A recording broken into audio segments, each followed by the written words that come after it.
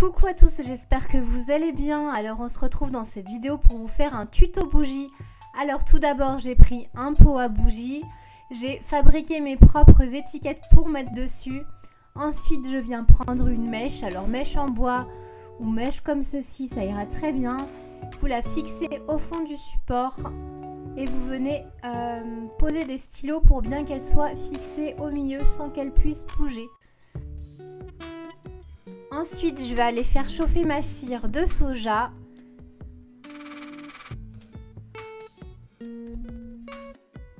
Faites attention parce que la cire de soja, ça fait extrêmement mal quand c'est très chaud.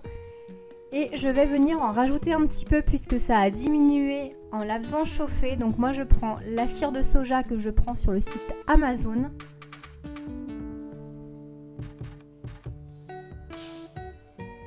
Et je viens en verser un tout petit peu au fond de mon pot à bougie pour pouvoir fixer la mèche. Et je laisse figer un petit moment.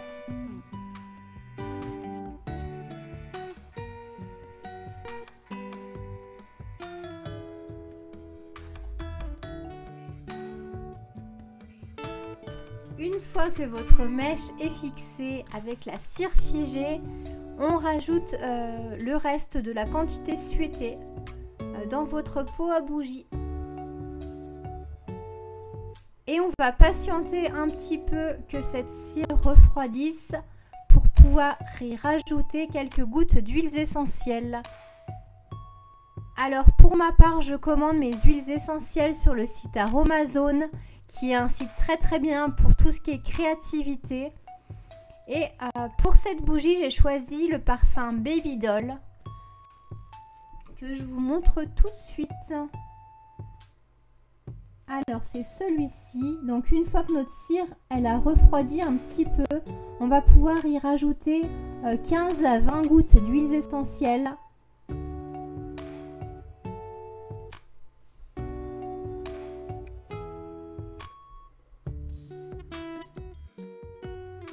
Alors forcément c'est la première fois que j'utilisais mon huile essentielle et j'ai un peu galéré pour pouvoir l'ouvrir, mais j'y suis arrivée. Alors j'y verse mes 15 à 20 gouttes, c'est vous qui décidez. Et il me restait un peu de cire de soja et j'ai décidé de faire une autre bougie différente. Alors j'ai pris un pot de yaourt en verre et j'ai versé de moitié la cire de soja qui me restait et je l'ai laissé figer.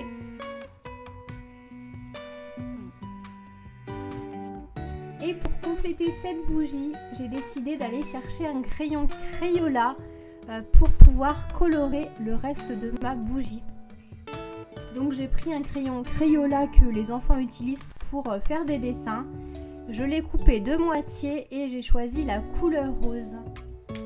J'ai rajouté un peu de cire de soja dans mon récipient et je suis venue mettre le crayon à l'intérieur.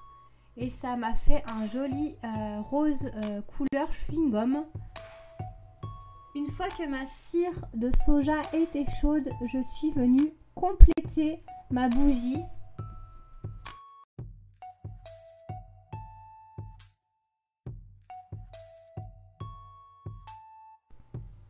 Et en attendant que ma bougie fige, je suis venue choisir mes décorations pour poser sur le dessus de mes bougies.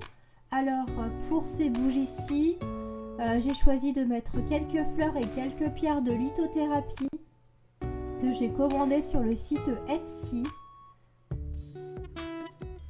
Et à vous la créativité de savoir ce que vous voulez mettre sur le dessus de vos bougies. Et une fois figé, vous pouvez tout mettre sur le dessus, comme selon vos inspirations. Alors moi, la première, j'ai fait avec des pierres de lithothérapie et quelques fleurs séchées.